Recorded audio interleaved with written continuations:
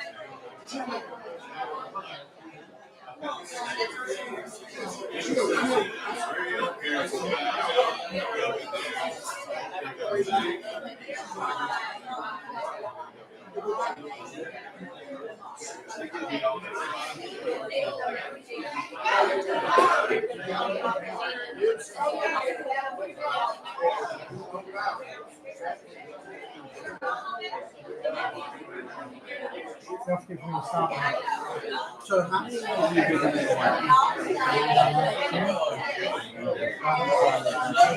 That's what I was. So we're going to do some cracking and then we'll you're up here. That's live. Watching the TV screen. So it's broadcast for us to do.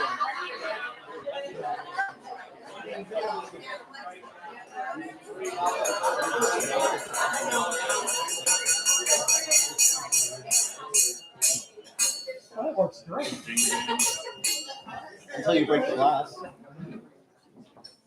Thank you, everyone, for coming. From Tina and myself and Kathy Joe and Skip, we appreciate you taking time to come visit with us. We have Chris Madrigal here and his winery. I think you'll really enjoy everything he's going to provide you. We have tasting in multiple locations upstairs. There's tasting downstairs, and he's being videoed downstairs so you can see what his selections are and so forth. There's food downstairs, food in the corner. It should be good and taken care of. Any smokers and ashtray out front, please. There's Miss Farmer out there now. Mr. Lynch will join us shortly. Mr. Lynch will join her. A few notes. One, smoke outside, please, not on the decks. There's literature and signs outside and pictures. None of that's Chris. This guy is like as laid back as you can get. He wouldn't provide anything. So we provided literature for you to have tasting notes for what we're tasting tonight. There is information. There's a pamphlet for their newsletter. There is wine club information. There is order form and so forth and what wines are currently available. Being he's here, he can make you a wine club. That's legal. So, That's right. so He already asked me what time I'm flying out tomorrow. Yeah, I know. Somebody's going to show up at the somebody's hotel. gonna be there. Probably covers about everything. Want you to enjoy, drink all you want, but it's a wine tasting, not a wine drinking. Okay. And So- the logo glasses, everybody takes. Everyone takes a logo glass home. It's your parting gift. Unless the wine isn't good, then you don't have to take a glass. There are dump buckets at every location, so you don't have to drink it. You can pour it. You just get enough to taste. You don't have to slam every drink you're provided. Like in Napa, the key word is revisit. So if there's anything you like or you want to keep filling your glass up, just tell them you'd like to revisit. There's also the people from Maumelle know we have a captain in the police department that's going through cancer. So if anyone does buy wine, we are going to add 10% and give that to his family. So, turn it over to Chris. Enjoy. Again, you can go downstairs. Everything's there Go too. see our wine cellar downstairs. So right here. You're good to go. Well, let me turn the TV off, but you can go ahead. All right. This is all new to me, so I usually I just talk to people one-on-one. Good evening, everybody. My name is Chris Madrigal. I'm the owner and winemaker at Madrigal Family Winery. I'd really like to thank Larry and Tina. It overwhelms me how welcoming and how gracious they've been since I've been here. But also they've also been to the winery for at least 10 years, and it's sort of the legacy of our family winery. A lot of times it's hard to find us, but once you come to us, you come every time you come to Napa. Try to make people feel at home and really give people a real old world Napa Valley feeling. Our valley currently is changing a lot right now. So a lot of the generational families in our valley are no longer there. And so I know a number of you that have been there, that have been going to Napa for a long time, and you follow different wineries, and their wineries still exist, but the families are no longer. To the point where my family winery is probably a real family winery that actually farms and makes wine is probably less than 5% of all the wineries in Napa Valley now. So the dynamic is changing a lot. But I'm excited for the tasting. We brought a bunch of wines. There's a lot of wines there's varieties that you will recognize. There's also proprietary names that you won't recognize, but they're all varieties that you will recognize. There's a blend called Nuestra Sangre, which is quite a morbid name. The translation means our blood, but what it really means is the bond that holds the family blood together. And it's a Merlot-based wine that you shouldn't miss. But there's a ton of fun wines. There's a Tempranillo that came, it's a Spanish variety that we brought over about 15 years ago. It's a 21 Tempranillo. It's absolutely delicious. Nobody's tasted it. You guys are the first people that tasted it. We bottled it in the fall, and so you guys get to be the first ones. A warning, if you make it through the whole evening, there's a port at the end. But my 85-year-old father says, don't have 2 glasses of the port or you'll be looking at your boots for the rest of the night. So, you have to be, I would heed his words. But when I do these things, I really like to make these interactive. And during the pandemic, Napa Valley was closed for almost 2 years. And we're 100% direct-to-consumer winery. So, we were used to people coming every day. The wine, you'll probably see in the pictures behind when they play it, our house is literally right next door to the winery. So I'm always there with people, and people are coming and going. When the winery shut down, there was nobody showed up. So we did virtual tastings. And what I found is that I talk a lot, but also when we do virtual tastings and in-person events, it's much better to be interactive and to let people know that I've been in the business. I've been in the wine business for 40 years, and I've had the winery for 29 years. And there's this huge mystique about wine, and people never want to ask questions because they're afraid to be embarrassed. And you know this from the wine business. Everybody's like, there's this allure, like, oh my God, if I don't know, I'm embarrassed, I can't ask.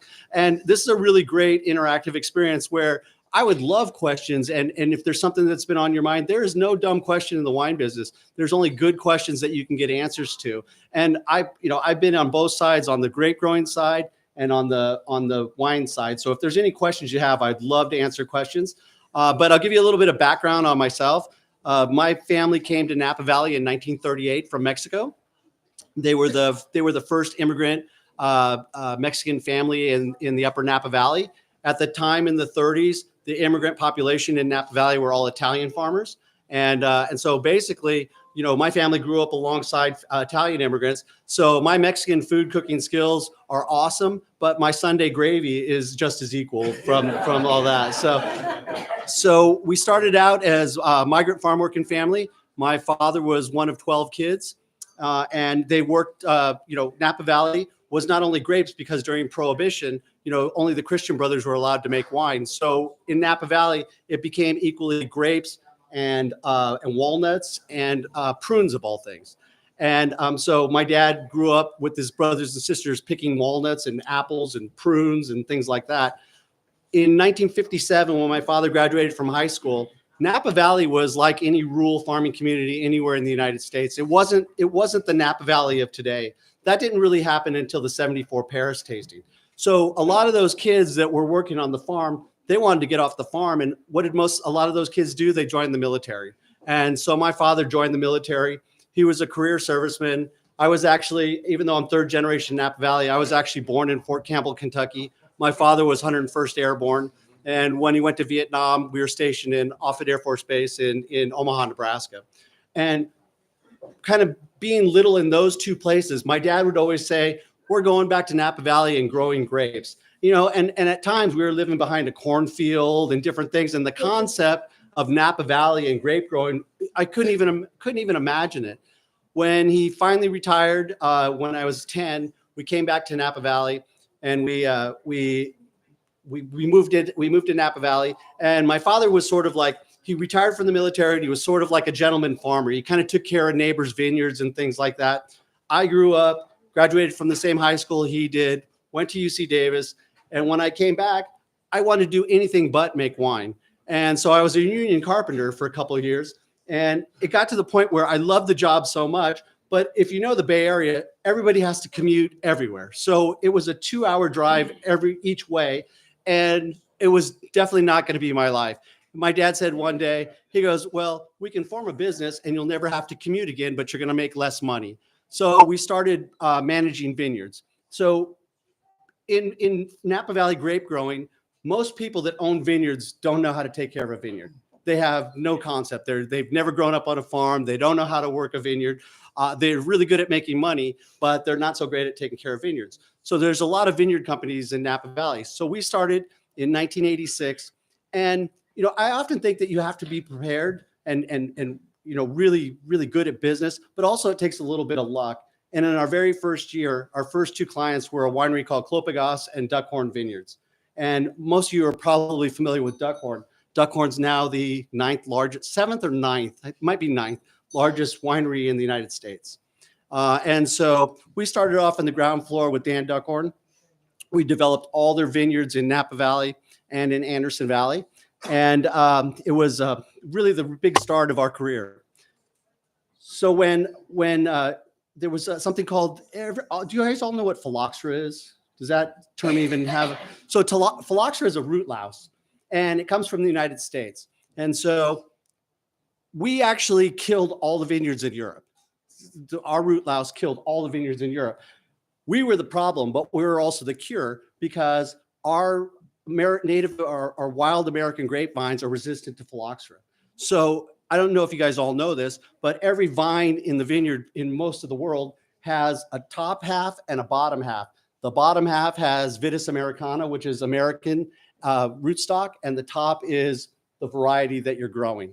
So in mid-1980s, I won't go into a big story. There was a big snafu in rootstock, and so most of the rootstock the phylloxera had mutated in Napa Valley and was attacking the vineyards. So almost all the vineyards in Napa Valley had to be replanted. So it was another piece of luck because we just happened to be in the right place at the right time, and we were replanting vineyards. In 1989, we went to a vineyard, and when you see the pictures of our place, Dan Duckhorn bought it in 1989. I actually rented an apartment there and met my wife there in 1989. And by 1994, we bought the first half of the vineyard from Dan Duckhorn, and then started the label in 1995, and then bought the rest of the property in 2004. So this year on completion, we just finished our 29th harvest. We started with one variety, and we still don't make a lot of wine, but we grow 11 varieties and make 15 different wines. So a lot of times when somebody does a wine thing, they'll come with 2 or 3 wines. I think I brought 8 different wines for you to try. So even if you don't like wine, at least you can try some different wine. I brought 9 different wines. I forgot the one that you have to look at your boots for the rest of the day. So yeah, that'll do. So we make a few different wines, and I always say I'm a horrible businessman because everybody knows that Cabernet Sauvignon is king, and all the money is in Cabernet Sauvignon. So if I was a good business guy, I would just grow Cabernet Sauvignon. But you know what?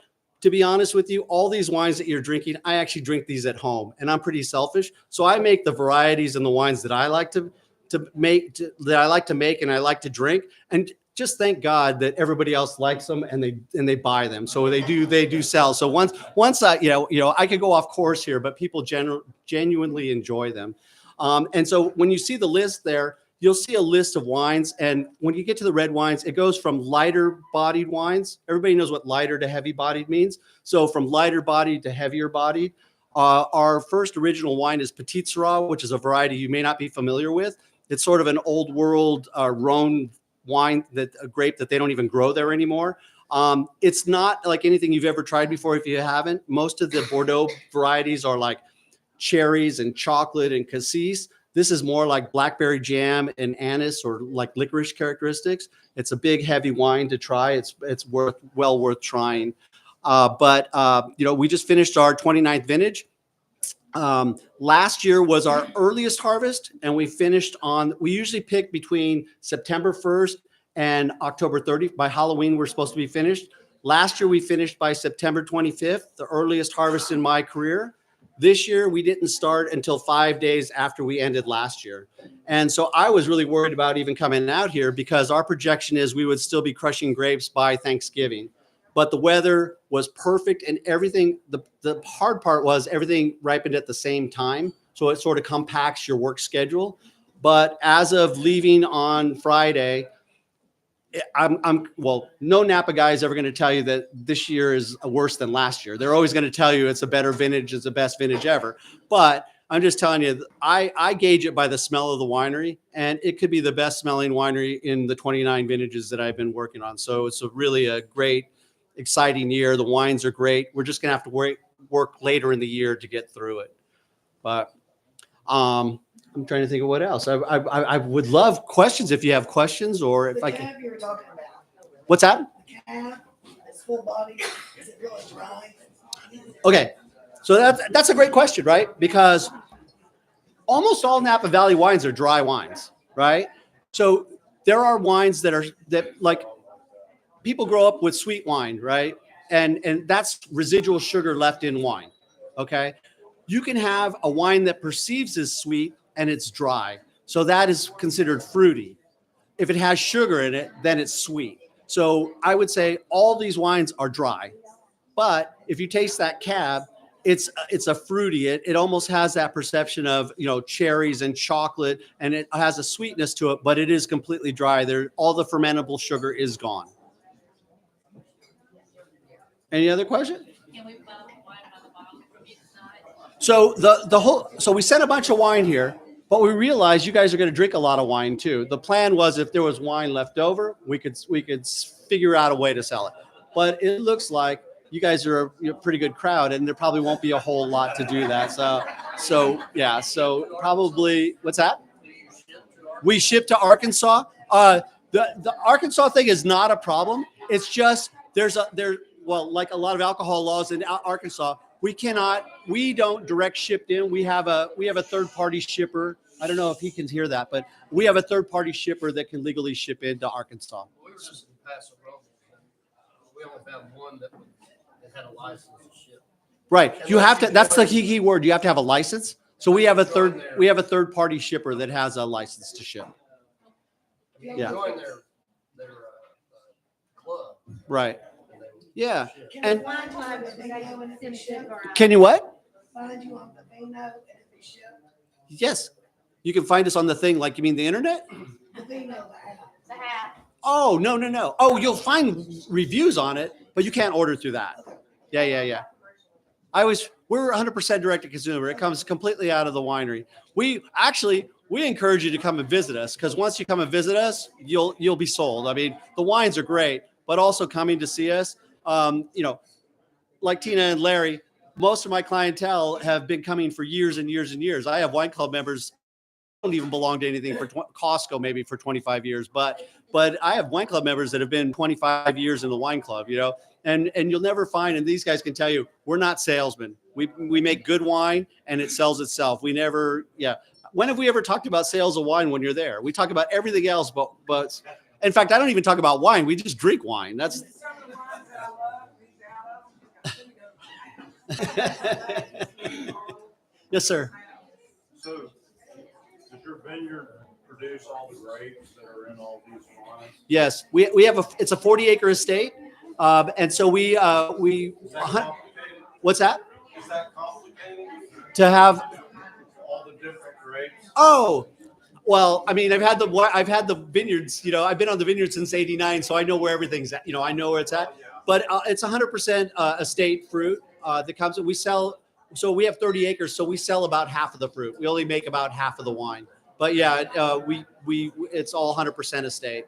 That's important too, because it's where. So we don't make varieties like Chardonnay or Pinot Noir, because where we're at in the valley, it's too warm. We couldn't grow that on the estate. So I know a couple of people asked for Pinot Noir and a couple of people asked for Chardonnay, and we don't grow it.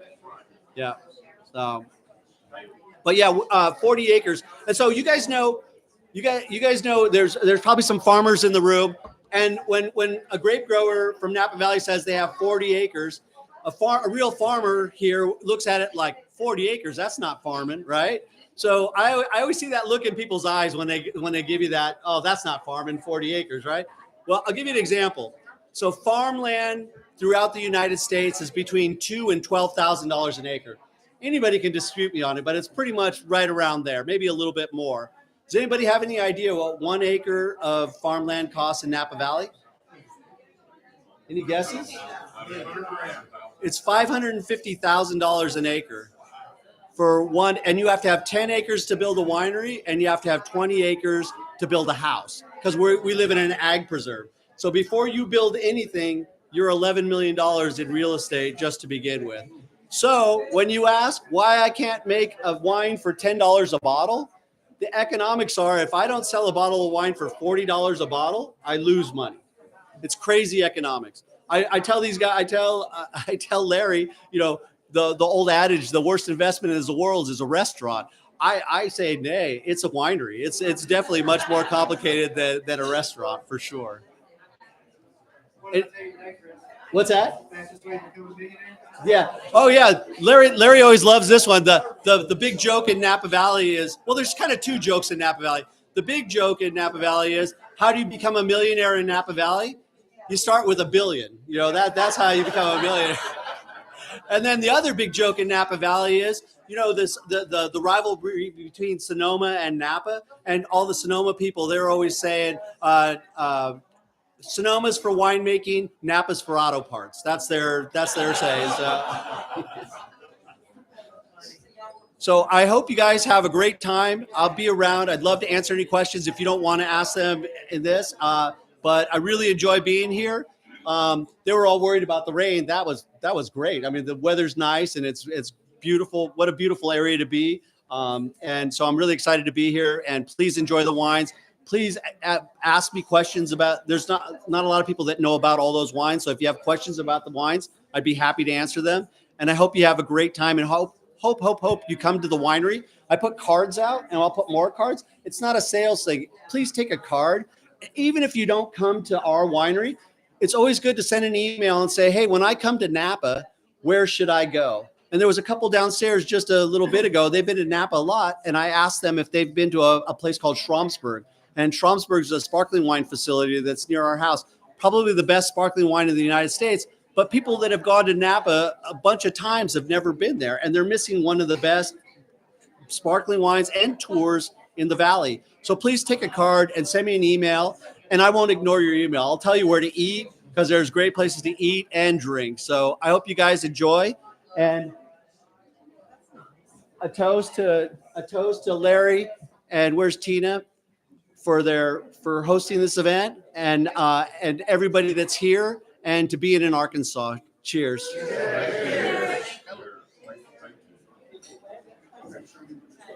have our own wineries in Arkansas. I know.